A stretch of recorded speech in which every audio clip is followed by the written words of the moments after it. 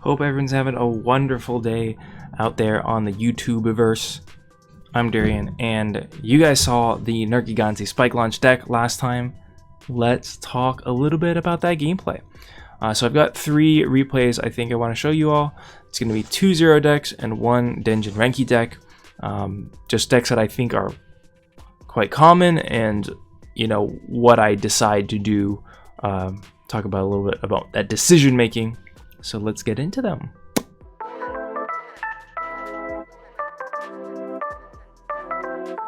So this first match is going to be against Tenkuha Zero. So the Tenkuha Zero very commonly is associated with the flight decks. They play a lot of flight units and they slap you real quick. So what I did there, if you didn't catch it, I tried to mulligan for some destruction.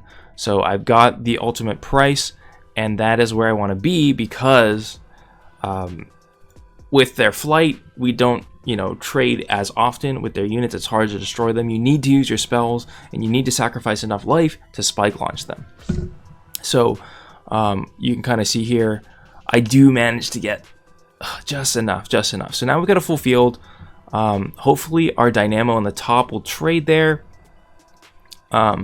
So that we don't have to wait for ultimate price. And that's really going to be the key with things here. I let that go because my Jello is on its way to destroy it. I don't mind the trade. Trading is perfect. We will win when we hit, the right amount of life. We'll be fine there. The issue will be, can we live? So we want to destroy. Our key thing is destroying units in this matchup. So here's a key point where all my cards in my hand, the Pyrons, the Malphasses, and the Bernito X, they need me to lose life. So you saw there, I actually take a hit to just make sure I have enough, low enough life total there. I only take 1 hit just to blast it. So here we go, trying to destroy that Astalos on the top. He has the negate, which is okay because we are sitting on spike launch, which I think is what I want to do. Ooh, he goes for the Tenkuha. That's gonna be massive damage. That actually might kill me. Oh, 14 HP. But we get that the quick flick. It's really not a quick flick. If you see me watching there, it's a panic, like spike launch. And we got it in time, so the panic worked. I wasn't sure if I was gonna die there. Luckily, we wouldn't have anyway. But all right. So now let's talk about Rakuhoha. Rakuhoha has a lot of different decks available to it. So they have the X Hunters deck. They have the Zombies deck, which is like revenge based. So there's a lot of different ways it can play. Which makes it very difficult to play against. So this is really key here. I'm typically playing very aggressive, but against decks that I know potentially are dual color, I wait till I have 6 MP, because dual color decks can only hold up to 5. So if I wait till 6, I know if they're dual color or not, and that gives me an idea of like, okay, well, how do I need to play the matchup? What do I need to look out for?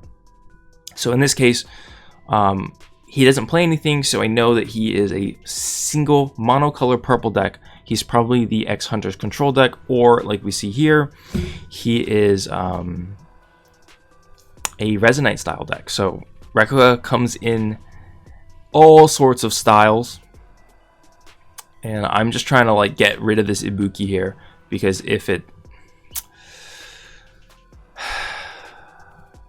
it's gonna start being some trouble if that thing stays alive. So I want to sacrifice life, build up my spike launch just in case I need it, but in the meantime, we just slap down units over and over. So hopefully our Jello will do the job. Please don't halt it. Don't halt it. Oh, the worst. So it's okay. Ironically, because his unit has agility, he has less time to build up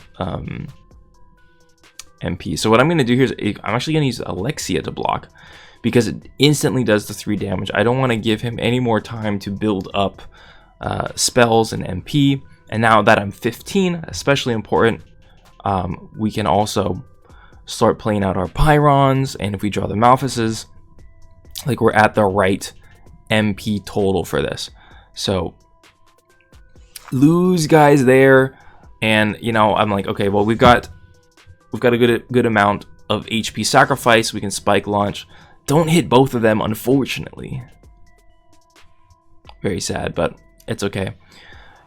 And we play the Dino Rex, so that's important. We want to play, you know, if you're planning to play this deck, you have to know that it is okay to play units, play the Dino Rexes, play the Pyrons, even if you're not at that minimum life. It's okay.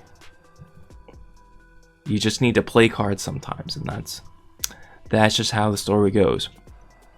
So this is an interesting one here. His deck is kind of all over the place. So maybe we'll show another Rakuhoha deck just to show like what the differences are. But that guy's kind of annoying, so I'm trying to figure out how I want to defeat it. Maybe Alexia, maybe Ultimate Price, but I don't know if I want to give up, you know, all the cards in my deck. End up going with the Alexia, just because I saw, you know, we saw that he's a Resonate deck. If you play something big and juicy, I want to have the Ultimate Prices to deal with it, because that's just how it goes. Now, he played Gen there. I could have responded with the Spike Launch, but it's okay. We didn't really need to. I'm not really sure what I was thinking here. I definitely wanted to get Malphus in play so we could start gaining life, because a lot of my other cards are sacrificing HP at this point. But we're kind of just waiting here. Rakuhoha decks, they play a lot of actions, so you can kind of just slam down the field and force them to respond. So you see here, he ran out of units to play, so he just needs to cycle. He needs to get something to stop this onslaught, and we just get to plop down the field. And we may be at low HP, but all these cards are just so beefy that we're going to take the win eventually. Or, you know, force him to just play spells, and try to get out of it.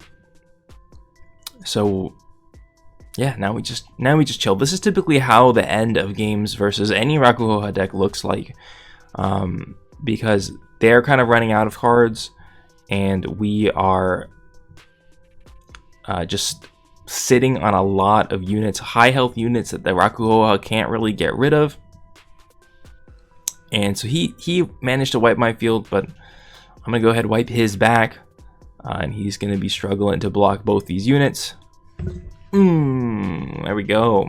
Takes some time sometimes, but that's okay. Okay, so since that Rakuhoha build was a little interesting, this guy is 352 place, and you can't see it behind my face, behind this face, but he's ranked 352. He should be playing an interesting list, and so like I mentioned, there's a lot of things to consider versus Rakuhoha. Is it X-Hunters? Is it zombies? How do we deal with them if they, you know, depending on what version it is. But I opt to keep this one because we do have Dynamo, we do have Gate, and we have Pyron to kind of like finish off the growth on both of those if it's necessary. And this one I didn't really I wasn't paying attention. I believe I waited a little bit, but maybe not enough to determine what he's playing. So it's still a little bit of a question mark here, but based on the cards he's playing, it's probably X-Hunters. So we're just, that's really, so I guess I should say that's really important to figure out, because if you're playing against X-Hunters, you need to be really aggressive. You need to just be like, oh, I got 3 MP, I'm playing a unit. I got and whatnot, and you need to like start forcing them to do actions and stuff, because you're gonna fall behind if you just play passively. Now, on the other hand, if you're playing against a deck like Zombies or something, which is a multicolor deck, then the issue there is that you need to, you know, ironically, you want to play a little bit more passive, focus on blocking and controlling the field, because you can build up more MP.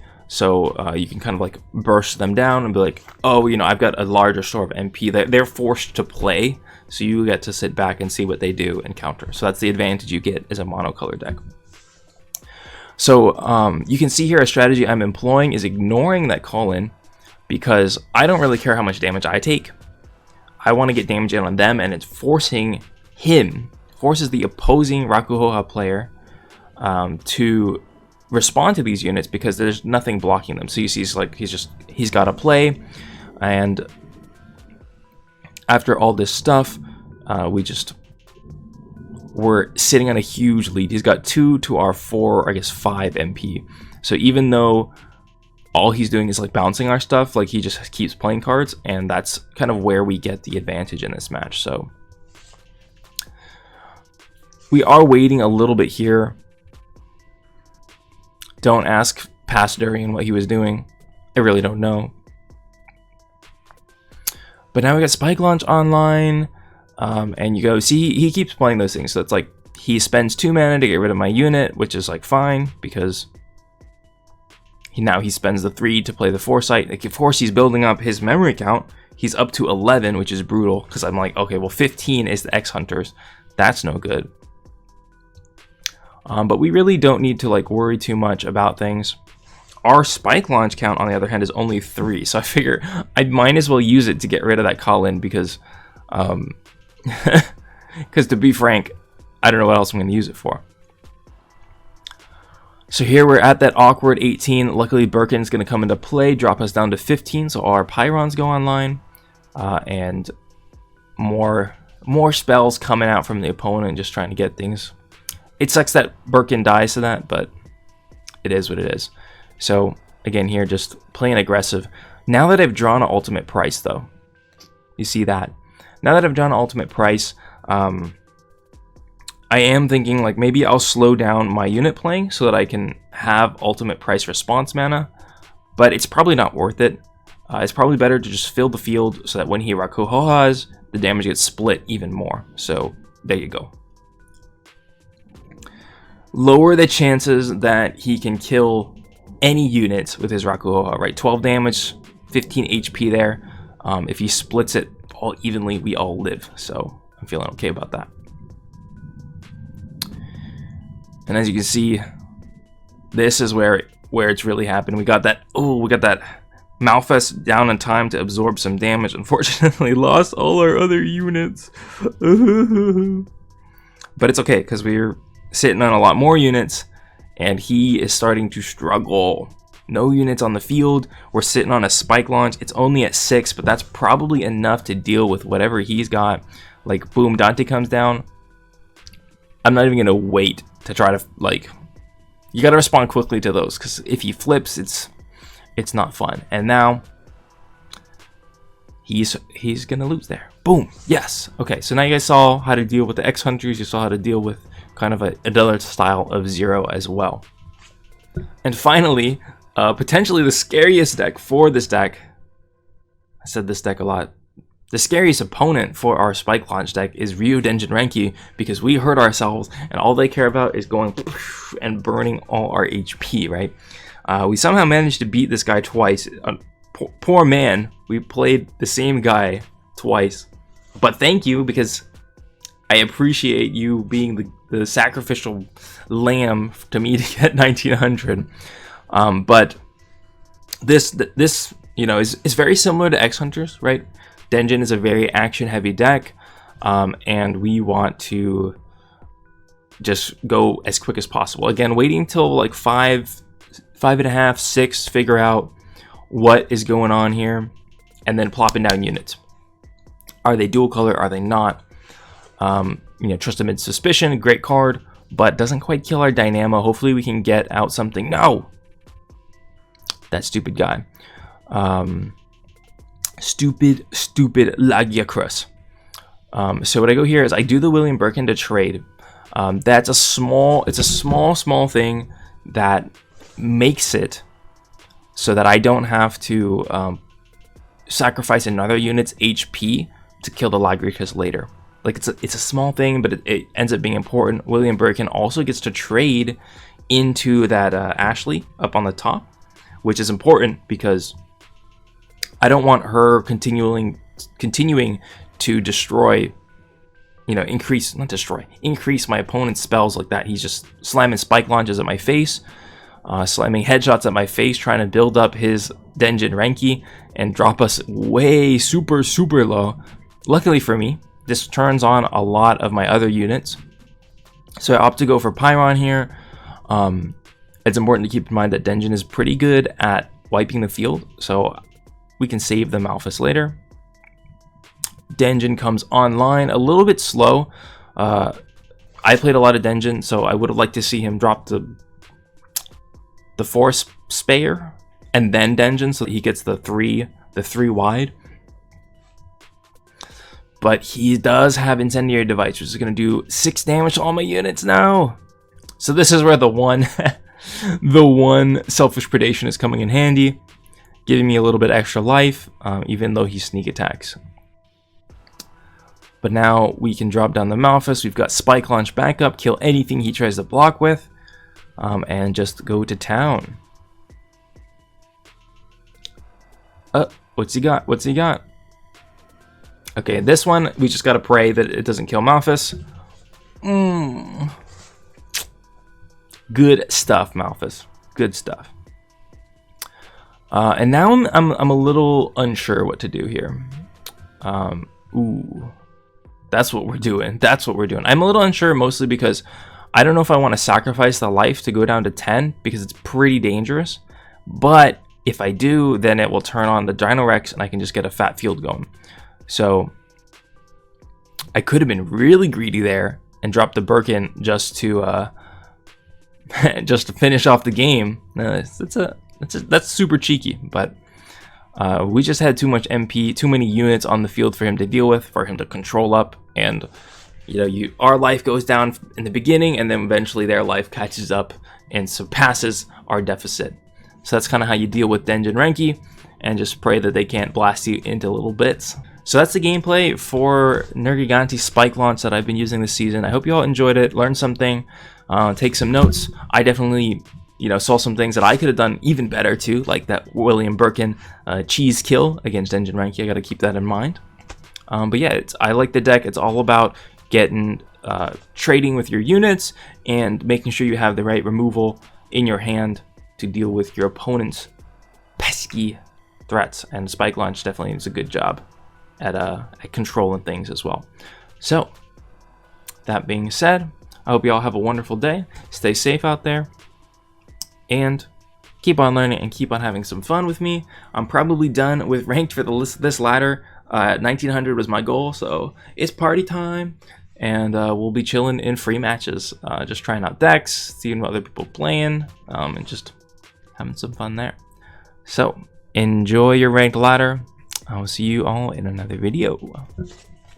Peace.